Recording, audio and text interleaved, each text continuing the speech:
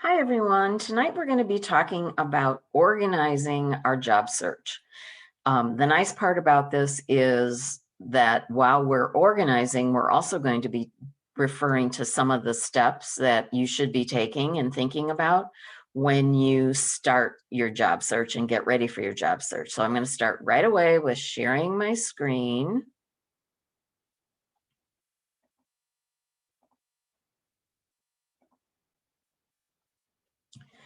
So let's get organized is our title for tonight. And where am I? Need to move this bar here for a minute. Okay. So the first thing we're going to do is look at a video, very short, but talking about organizing your job search and mentioning some things that you should keep in mind. So hopefully this will work for us.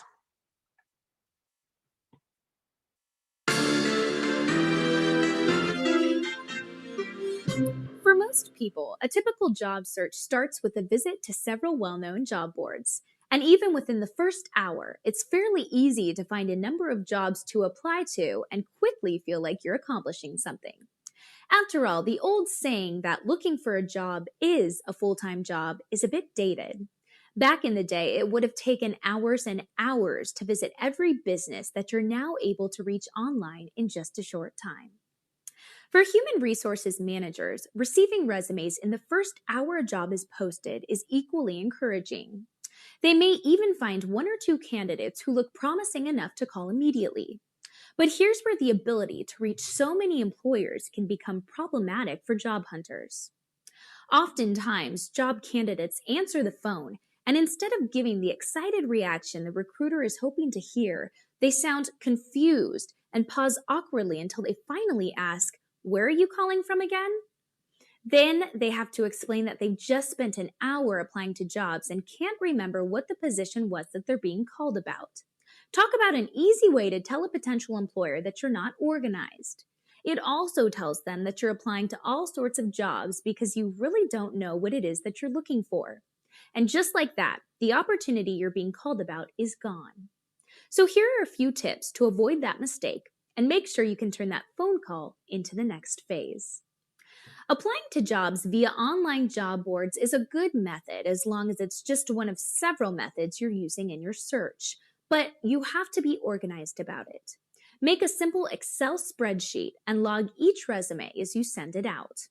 Be sure to include the name of the company and a few sentences to remind yourself what type of position they're looking to fill, as well as the date you sent the resume in.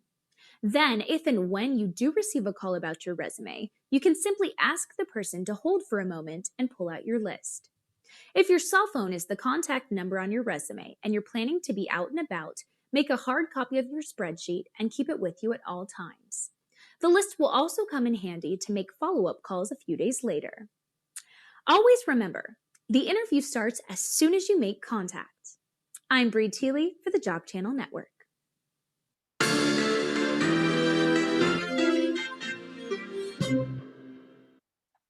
So I wanted to show you, I made a sample of a job search organizer. The link to the spreadsheet is shown at the bottom of the page. And this isn't the whole spreadsheet. There's some more information on there, but you want to make sure that you use the company name, some kind of information about the company, maybe its location, what they make, how large of a company it is. You absolutely want a contact person with their phone, their email. If you do decide to apply, make sure you keep the date that you applied there, the date of your interview, and then any contact after you've applied, you can keep track of that. And then also keep track of where you are in the, if you're waiting for the status here would be waiting to hear from application, or if you made another contact. So you might want to, because it's an Excel sheet, you can add lines underneath if you decide, I haven't heard anything in a week or so, I'm going to give them a call or do a follow-up interview. You want to make sure that you keep track of where you found the job, just in case you need to go back for some other reference. And you want to have a rating from 1 to 10 on how good of a fit this job is for you. So take a look at that spreadsheet. It's there for you to assist you in organizing your job search. Okay, I have another quick video, and this one is how to set up the Excel sheet. The reason I'm showing you two videos is there's different information and theories about what you should do in which order, so I wanted to give you another point of view.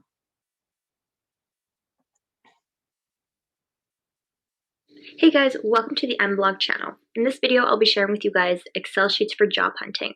If you're interested in career growth, college tips. Oops, I'm very sorry. Let's try that again. I can't make it larger. Hey guys, welcome to the mBlog channel. In this video, I'll be sharing with you guys Excel sheets for job hunting. If you're interested in career growth, college tips, or any kind of career advice, I recommend that you hit that subscribe button because that's what we focus on this channel. Nonetheless, this video is going to be on organizing and keeping track of those job applications. I really had a hard time with this in the beginning where it was really messy and hard, again, to keep track of, but I found this method that helps me, and it's such a good little method that it doesn't matter what level you're on in the spectrum with Excel sheets, that you will be able to use it yourself. Even if you're a beginner, if you just open the application, whatever it is, it's easy and fast to use. But nonetheless, let's get started with the video. So before I get started with teaching you guys on how I use the Excel sheet for job hunting, I really want to show you first the kind of like what's on the desktop. So as you can see on the left side, I have where I will be job hunting, where I will be finding the jobs and all the titles and all the information that I will need in order to input it into my Excel workbook. Yeah, I just have it here next to the little page on this side, and I'm just going to begin job hunting. And the first thing that I'm going to do is I'm going to open up a blank workbook. Don't be scared, it's the other part's still there. And before anything, we're going to want to save. So we're going to save this as the date first. So today, 06, I believe it's 09, and job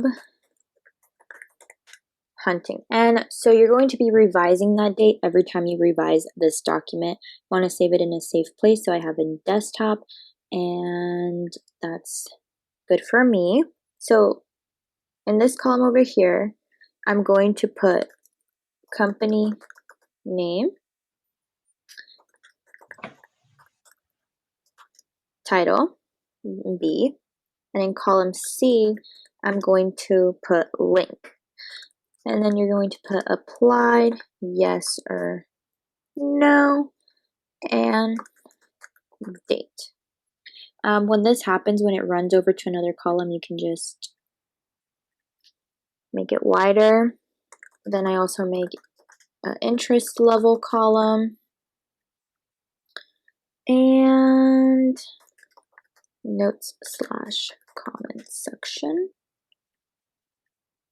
You know what this looks like. You can also make this font C and put whatever you like. Whatever. Make sure to save this. And now that you have that, we're going to start demoing how this will look like for you. You can notice I'll make this bigger. Okay, so going here, as you can see, I put marketing entry-level jobs near me. Let's just take marketing associate at Miles. Okay, so what I do is I put Miles, title, marketing associate. Now you're probably gonna need to make this bigger. And for link, you don't want to put the Google link. I always like to actually open where I'm applying, where I'm seeing this job application. So I will copy that link and I'll put it in there. I'm going to make this a bit bigger just so you guys can see, because you don't want it running all the way over there. Oops. You go like that. So that wraps it around the columns. Again, you can make this look nicer. Press save. That's fine. You have not yet applied, so you can just put no. And then your interest level, well, you have to read it. Let's just say I'm highly interested in this. So let's say I'm highly interested. And then I will make some notes about it. Maybe I'm going to say posted for a while, near home. And I can say, let's see, it seems like it asks for experience. So the reason why I'm adding this ask for experience conducting analysis acquisition is because I don't have that. So it might be something that I want to look into when I'm creating kind of a SWOT analysis of my resumes. I know that's crazy, but it really helps me. These notes and comments are going to help you as you continue your job search later, as well as when you come back to it. You kind of know what your headspace was at when you saw this post, and you don't have to keep doing that same analytical thinking each time you open it. So that's kind of like what I do when I'm job hunting, and I continue to populate this with more information. So you guys, as you can see, this is very easy and efficient. All you have to do is put down the company name, the title, the link, if you applied, your interest level, and notes and comments. I hope this was helpful to you and it was something that you can apply. Again, this is quick and easy, and when you need to go back to the application, all you have to do is click that link again. And if you already applied, you just have to change that to yes. And then when you applied, which was, let's say, June 10th, 2020, and you can even say,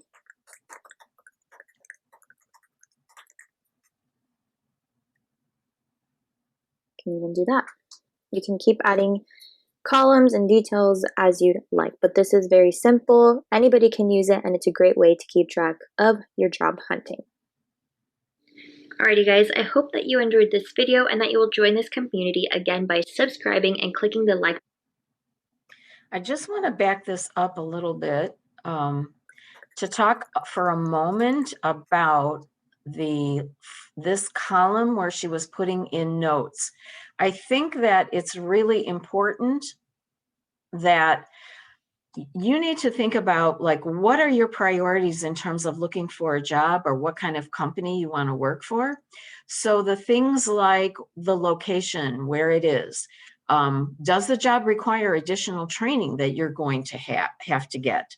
So keeping track of what skills that you have and highlight in your job application, whatever. You also want to note things that you might have to do. So if a company says certificate in whatever, and says not required but helpful, you know, that would be something for you to keep track of and something to think about in the future. Okay, let's move on here. So now we're talking about, let's define what it is that we want to do. We want to start our job search. So what is it that how do we decide what we're going to be looking for? So many people today are absolutely changing careers, or they're looking to find a job that's got more of a future, a solid career path. So those are all things for you to keep in mind. And the way you can kind of decide things that are important to you is if you think about, what are the things that you loved about your last job? because you hope to find something that has those things included. What are the things that you loathed or didn't like about your last job? You should always be aware of those as well, so that if you hear that about in any description of the job or the situation of the job, that you realize that was something that you really didn't like in the last job. What do you want to learn? So what we were talking about in the last, when I stopped and went back a little bit on that spreadsheet about certificate required but not necessary. I mean, not required, but helpful. Sorry, I said that wrong. That would be if whatever that certificate is that you don't have is something that you would like to study or find interesting in studying, think about all the things that you would like to learn, and then look in those fields, in those career clusters and the pathways that include the things that you want to learn, as well as what you loved about your last job. And then the last thing is, maybe there are companies that you're going to identify that you think, like if you're very environmentally active, proactive, then working for a company that's very green and proactive as well would seem like an excellent fit for you. So, or a company that, say, it's right in your neighborhood and they support a lot of activities, sponsor some things for your neighborhood, that's something that you might value about that company, and says something about the company and how much it values the city that it's located in. So that could be a reason that you would like a particular company. Okay, so we're thinking about all the things that we want to look for in a job. Let's say right now we know what position or positions we're going to look for. What are our steps? How do we organize ourselves so that we can successfully complete our job search? The first thing that you want to do is to contact all the people that you hope to use for professional reference. So when you do a job application, very often you're going to have to list the places that you've worked previously. Many times they ask for a supervisor. So letting those supervisors know that you're currently looking and seeing if you get a positive response from them. You want to make sure that any references that you use are going to speak positively about you. And the important thing about letting this contact be first is that you want you are starting your networking by telling people who you already know, and you think they already think well enough of you to be your reference. Tell them what you're looking for, or tell them the companies that you'd like to work for. They may know somebody else, or they may have heard about an opening. So that's how you start your networking. And they suggest that you keep a contact spreadsheet just the same way as your job application spreadsheet. So that would be a second spreadsheet and I don't have a sample of that, but I think you would set it up exactly the same way. And you want to, start with the contacts who are possible references. Okay, then you want to start with, maybe you want to stay away from using family. So people that you know, maybe somebody that you worked with, but wasn't a supervisor. That's somebody who can speak to you in a either work, volunteer, or some kind of professional setting. Don't forget that anything that you do on a volunteer basis is absolutely includable in either skills or people who can be a reference for you. And then the next thing that they suggested was you have to have a plan on how you are going to contact people that you think could be in your network or could possibly help you in finding another position. So they suggest that you develop what's called an outreach email. You want it to be short, you want it to be concise, and say exactly what you're looking for. If you have any particular shared interests with these people, like you went to the same school or you live in the same neighborhood or anything that is a commonality between you, mentioning that can help. You also want to offer to be a reference or network resource for them should they ever need that in the future. And always, with anybody you contact, you want to make sure that you send a follow-up thank you. That goes a long, long way. So then the next step after you've done those things is to prepare what they called your tools, which we've covered all of these in previous job club meetings. Your resume is extremely important, cover letter. Everyone everywhere is mentioning LinkedIn as that is the place to have your presence. That is the place for you to identify possible networking sources. It's so important that it actually has been one of the major topics of other job club meetings we've had. We've talked about social media, and we've talked about the possibility of developing your own website, which is similar to having a career portfolio. You might be more familiar with a career portfolio, which you could easily set up as a folder, say in Google Docs, and then upload any information, your resume, your cover letter, references, work samples, all of those things can be included in either a website or in a career portfolio, and it can be a hard copy or it could be a website. The nice part about having LinkedIn, social media, and a website is on your resume, you're going to list your contact number information at the top, and it is impressive to employers to see these links. You want to include these links, your LinkedIn link, any social media link that you want to use.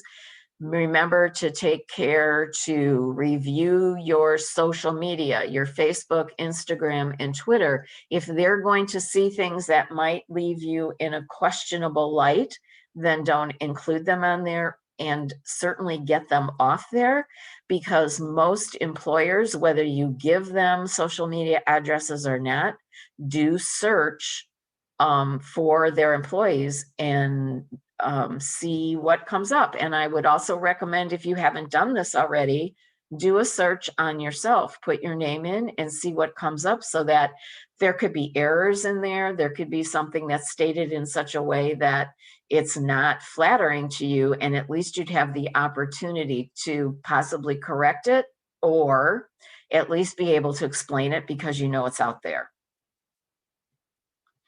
Okay, so now you've decided what the job is. So now you want to set up a schedule. Anything that you want to become a habit and you want to be successful in, you have to repeat it. So spending some time each day is the ideal way to do this, but it depends on what your schedule is. So we want to know what type of job that you want.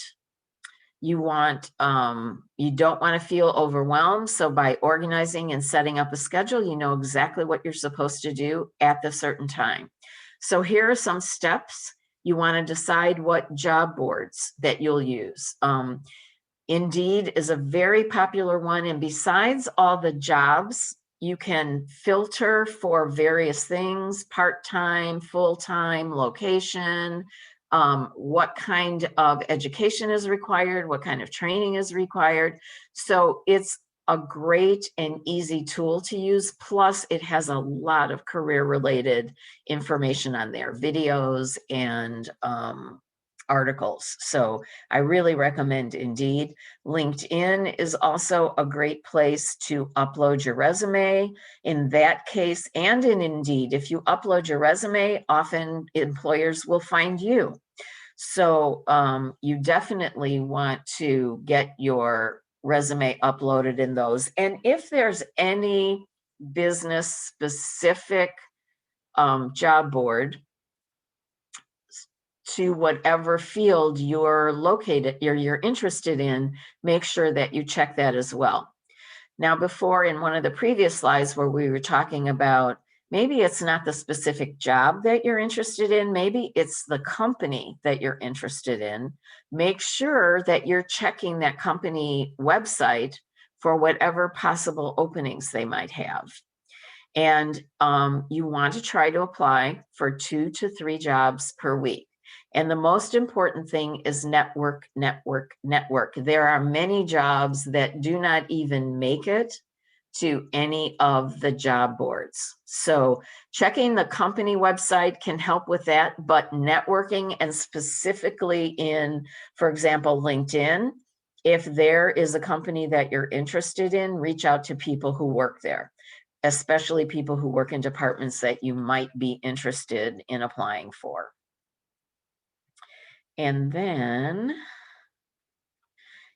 here's an idea of possible sample schedules. So if you're able to devote 5 days a week, on Monday, look at the job boards, decide on 2 or 3 that look interesting to you. Do not apply for absolutely everything. That's overwhelming and difficult to keep track of. If you want to keep this manageable and organized, find 2 or 3 of what you consider to be the best. On Tuesday, apply for the one that you think is the most interesting. On Wednesday, that's a time to do some more networking, any follow-up that you have, any webinars you've been contacted about that you think might be of interest or of help to you. Thursday and Friday, you can apply for that 2nd and 3rd job, and then take your weekend off to recharge. A way to stay motivated is to keep yourself, give yourself some free time, make sure that you get plenty of rest, make sure that you celebrate any successes along the way. And if success can just be that first job application, a success could be that first contact that you get from an employer. Success doesn't have to be identified as you have a new job. A success can be making a new networking contact. The part-time schedule would have you working Friday night, Saturday, and Sunday. You're doing the same types of things. Friday night, you're going to identify 1 or 2. Saturday morning, apply for the jobs, and then do your networking, connecting, researching, outreach, all of that on Sunday. So the one thing I would like to leave you with is a job search can be overwhelming. You have so many decisions to make. More and more options will become available to you or open to you as you start your job search. So the way to keep yourself motivated when you've lost that charge is to try to relax and remember to celebrate your small successes.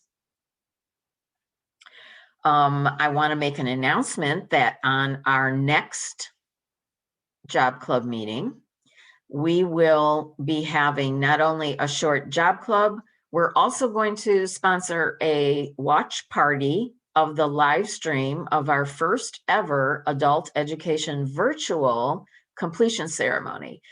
So for those of you who are close to getting your GED, this could very soon be you. And we do completion ceremonies, one in December and then another one in June. So we will we'll stop the job club in time to be on that website. That's the Waubonsie homepage. the adult ed homepage of the Waubonsee site. And at 7 o'clock is the live stream of that virtual completion ceremony. So I hope you'll consider joining us and tell your friends that we are doing that. I always end our job club meetings by listing the contact information. Tom and Marlena are our fabulous transition advisors, and I am Valerie Kazubel, your career advisors. So if you're thinking about academically, maybe you want to go into some other training, take some courses, Tom and Marlena are your resources for that. I am your resource if you're looking for employment. We work very closely together, and it is not unusual for two of us to be working alongside each other, because you may be thinking about possibly an associate degree, but you need a job. There aren't very many people who can take 2 years off of work while they're studying. So I can help you find your course or your plan, help you make your plan to find some interim work in the meantime. And that ends our program for tonight. I hope we see you next week when we are going to do the live streaming of the recognition ceremony. So hopefully we'll see you next week. I will be sending the PowerPoint to attendees and also the video once that's ready. It will also be uploaded to Careers with Valerie, which is a YouTube channel. And all of the videos that we have done since we started at the end of February are uploaded there.